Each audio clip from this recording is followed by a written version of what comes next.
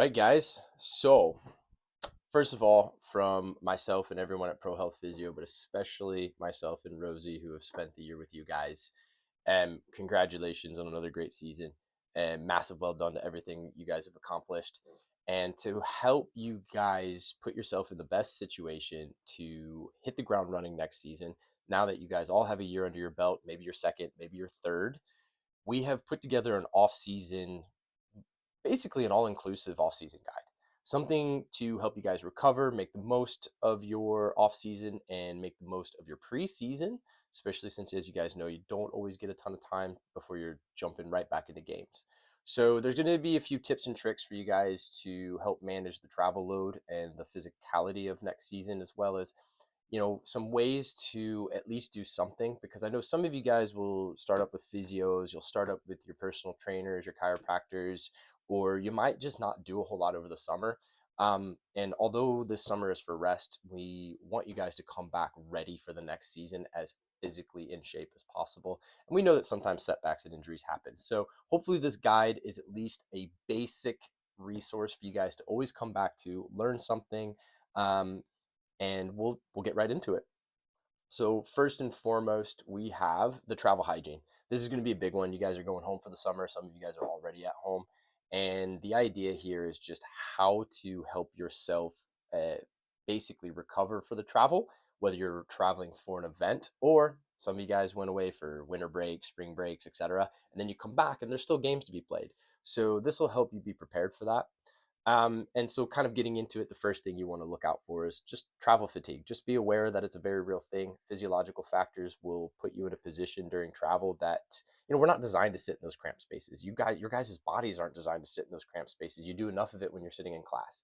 So, and then there's just stress. You guys are constantly aware of making sure you don't forget things, everything like that. Everyone's aware of jet lag.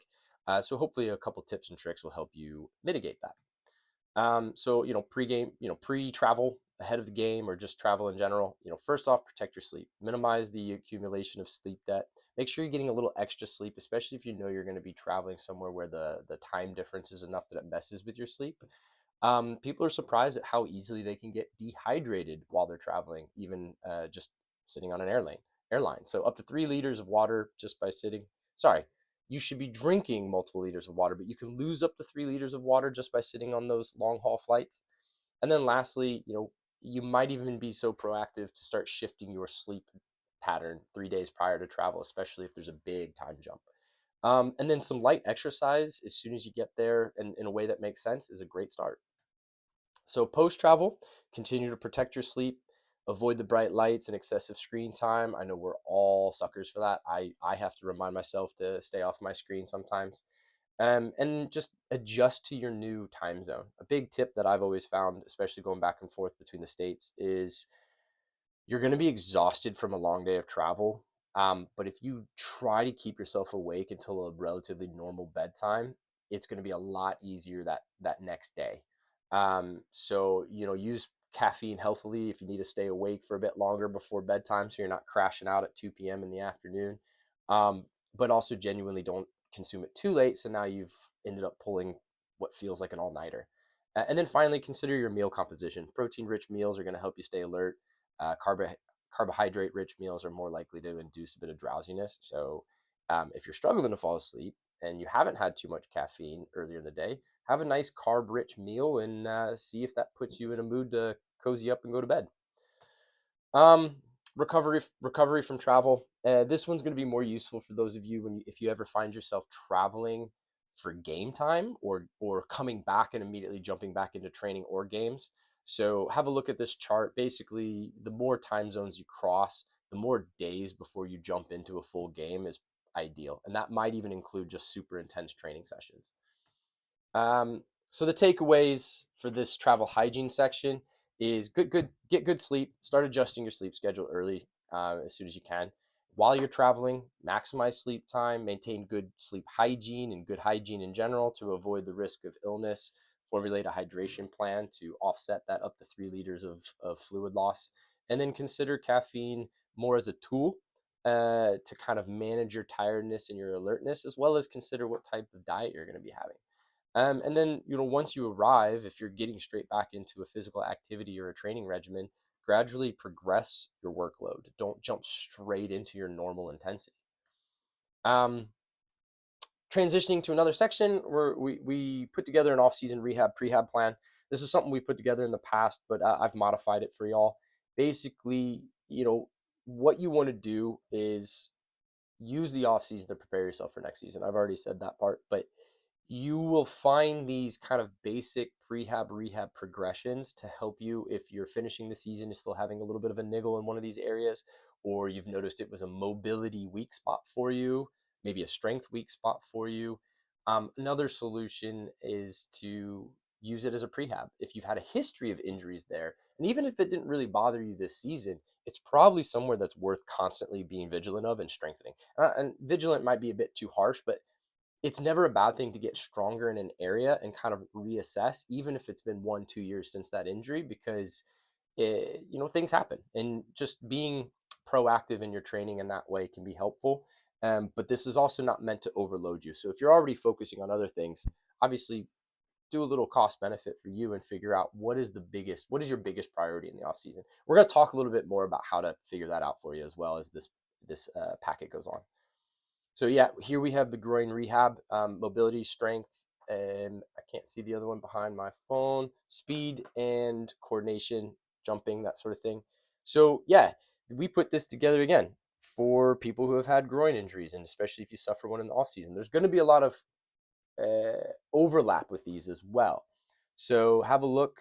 Um, Keep a lookout for later in this presentation as well, because I kind of put together a couple sample workout plans as well that I find a little easier to follow for myself. I mean, I do this for a profession, and I find this version a little bit difficult to follow sometimes, at least not immediately intuitive for me. Um, but if you guys have any questions, obviously I've looked at it enough times, I can explain it. So feel free to reach out to us. Ankle rehab. Same idea. Ankles, ankles, ankles. Once again, this season, every other type of injury was reduced. Ankles remained the same overall percentage of all injuries that i2i has suffered. And it makes sense. It's football. And ankles, groins, hamstrings, they're going to be the three most common injuries, or they're expected to be all across the different levels of football. Hamstring. So here you go. So you've got a little bit of a sample progression plan, some sample exercises listed on there for you guys to play around with, move into your normal training program. Or if you have nothing else, no other resources this year, here you go. These will be straightforward, and have a look for the versions that we've put a little bit later on in this packet. So we've got the off-season prehab. Basically what you want to look at is prevention's key. Use this guide to explore and strengthen potential weak spots or known weak spots. Even if you haven't had an injury, if you know there's somewhere you're just there's a little bit of a weakness, whether it's something myself, Rosie, or Alex pointed out to you guys over the course of the past season, there you go. And then self-rehab. Unfortunately, sometimes injuries happen, even when you're not doing anything too crazy. And the summer is a time to enjoy yourself. Some people use that to play other sports. Some people use it to work on their skills, strengthen. Some people just like to go out and do super active things outside, and injuries are always possible. So, this is a good guide to come back to if you have no other resource. And then ongoing maintenance. Even if you've recovered from those past injuries, continue building around them. This guide is designed to help you maintain that strength and address any residual issues, and hopefully prevent those injuries from building up over time and having a major setback next season. And so a bonus tip for this as well: experiment. Even without those injuries, use this guide to identify challenging exercises. Play around with them. Some you're going to hate, some you're going to love. I'll give you a hint. If you hate it because it's difficult, it probably means it's a progression you need to do. And then focus on improving just one or two of these movements over the course of the summer and target weak spots, and then boost your overall performance. And then don't forget to keep up with your running, your cardio, and basic strength training. So what is recovery? So we're going to move into the heart and soul of this off season. It's recovery. Recovery is the process by which the body heals and restores itself after physical exertion. This isn't just a physical process, it's also a mental one. It's also a neurological fatigue element. So simply put, it recovery allows your body to repair damaged tissue and essentially learn from our physical experiences. Sleep lets the brain recharge and reinforce those neural connections. And then it also helps us adapt to the various physiological systems. So it's all connected. It's not just muscle sore, muscle heal. the brain, the nervous system, our entire physiology is involved in the recovery process. And it's not just about taking a break, it's about our body becoming stronger, faster, and more resilient to future training stress. And that includes the higher intensity. So it could help with performance improvements, injury prevention, improve mental fatigue or preventing mental fatigue. So have a look at this and pay extra attention to these next few pages, because I put this together as a video presentation specifically for the fact that I know you guys all just finished a year of school. Some of you, your first year of uni. You're not exactly going to want to read through a 26-page document. So if you guys can skim through this, come back. We're going to upload this to our YouTube and have a look. I promise you it'll be worth it. So a little bit of an introduction to training cycles. Alex is probably going to be your best resource on explaining these, but the idea is that you have microcycles. They're the smallest cycle in a training block or a training cycle. They could be, 1 week. Then you have mesocycles. Those are, 3 to 6 weeks, give or take. And these are going to be more about the proper training block, the workload. And they typically include periods of increased intensity and then a deload week, which that deload week is a smaller microcycle, for example. And then you have macro cycles. These are long-term training plans that last from 6 months to a year. So the best way to think about these, you don't need to get too bogged down on them, but the best way to think about them is think of your past season that we just finished as one giant macro cycle. And Alex has programmed his S&C for you guys through the past season around that macro cycle to get you guys through the season. And all those subtle changes to the team S&C or your drop-in sessions, or even us modifying your load to work around any injuries or potential sore spots while still keeping you training is kind of a micro and a mesocycle. So again, going back to the macro cycle, think of this past season as your macro cycle. Now your off season is all about recovery.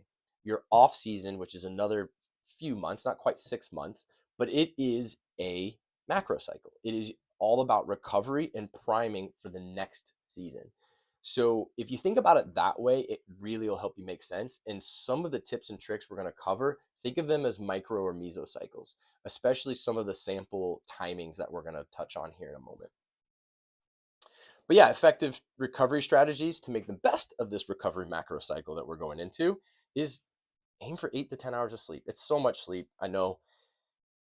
I wish I got that much when I was your guys' age. In the summer, I did. School year, I was not the best. Sleep hygiene was not the best. That is probably one of the biggest lessons I learned when I transitioned from uni sports and into chiropractic school, was just better sleep hygiene and habits. And even then, I still have to remind myself. But limit the screen time, add in some magnesium. Consistent sleep and wake times can help regulate hormones and optimize recovery.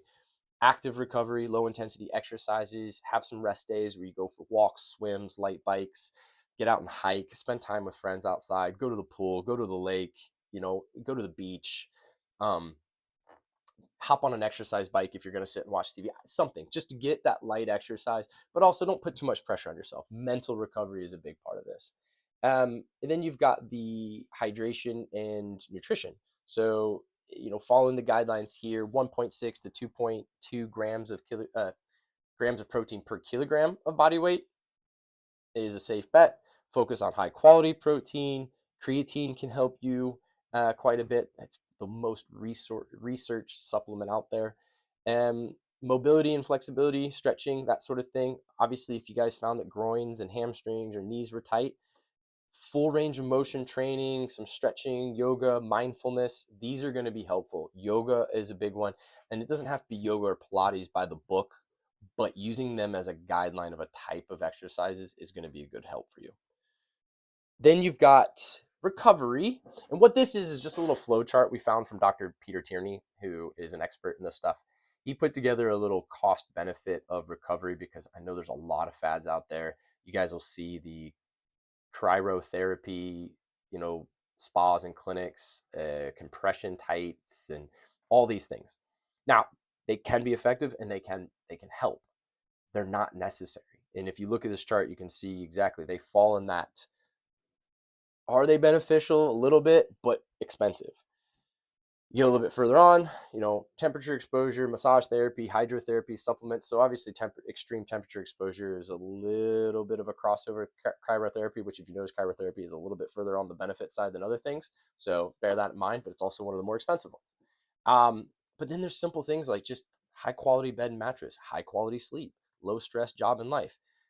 I don't remember ever being as low stress as summer holidays from uni. Now, I know that's not the case for everyone, but let's try and make the most of it and, well plan your training load. And hopefully, again, this document is a baseline for you guys to help plan your training load for the summer if you don't already have someone helping you with that this summer.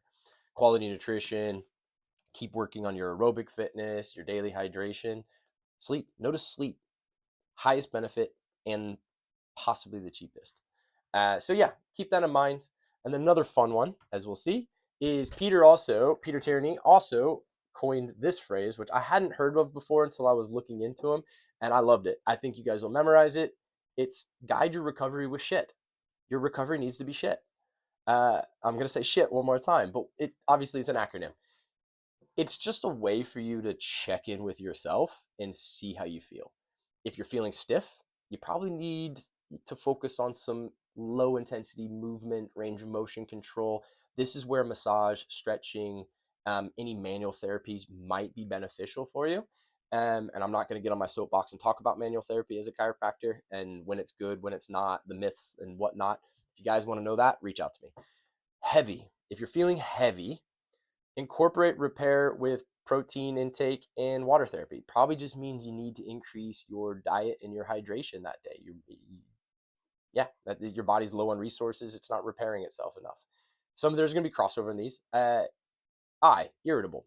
If you're feeling pretty irritable or just your mood's not what it normally is, it might be a day to rest and engage in more meditation, yoga, more mindfulness, or get out in nature. Something where you're just fostering good vibes. And then if you're tired, that one's kind of self-explanatory. You probably need more sleep, but also nutrition might be a factor. So just check in with yourself and guide your recovery with shit. See, I said it one more time. Movement. Right. So off-season fitness. Let's get into a bit of the off-season fitness. So as you may have noticed, most of the recovery techniques are centered around rest, general concepts that you can carry into the following season. However, if you shut it down entirely and don't do anything for the next upcoming 3.5 months, you're actually going to increase your risk of injury instead of lowering it. So we need to maintain some level of activity. And what we're going to do is kind of give you a few ideas and samples of how you can do that. So here I've put together a sample weekly outline for fitness maintenance preseason work. And now this is also kind of assuming that you guys do take the first 1 to 2, maybe 3 weeks completely off when you get home. I expect that. I'm not gonna give you a hard time about it. So use that, but then reintroduce some sort of plan and program within a couple weeks after you get home. And it doesn't have to jump straight into the high intensity. You can kind of build that up. Again, you've got 3.5 months to prep for next season. And we'll get a little bit more into the specifics in a moment.